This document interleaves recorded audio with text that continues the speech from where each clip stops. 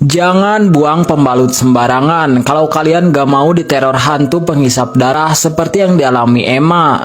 Jadi ceritanya si Emma ini lagi head, terus ibunya ngingetin kalau lagi head pembalutnya dibersihkan dulu terus dibuang ke tempat sampah, jangan dibiarkan di kamar mandi.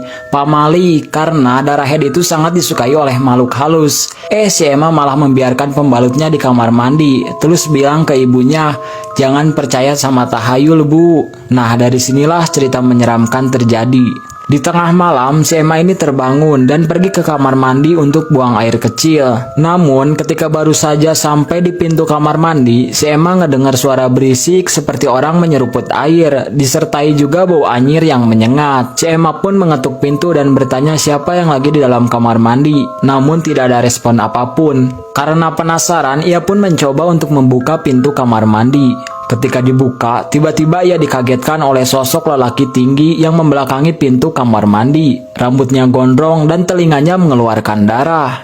Dan yang lebih menakutkan lagi, sosok mengerikan itu memegang pembalut dan menjilati darah yang ada pada pembalut yang Emma biarkan tadi. Tiba-tiba makhluk itu menoleh, wajahnya sangat menyeramkan dan ada sisa-sisa darah di mulutnya. Si Emma pun terdiam mematung, badannya gemeteran ketakutan dan akhirnya pingsan. Keesokan paginya si Emma terbangun di tempat tidur, ditemani oleh ibunya. Lalu kemudian si Emma menceritakan kejadian mengerikan yang dialaminya semalam. Nah, setelah mendengar cerita itu, si ibunya ngingetin nih ke si Emma. Kan sudah ibu bilang, Pamali, jangan buang pembalut sembarangan. Karena darah head itu sangat disukai oleh jin dan setan. Setelah itu si Emma pun kapok dan selalu membersihkan pembalutnya sebelum dibuang.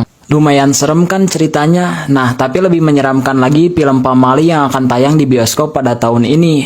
Filmnya dijamin menyeramkan dan buat jantung kalian jedag-jedug. Jadi jangan lupa saksikan film Pamali yang akan tayang di bioskop pada tahun ini.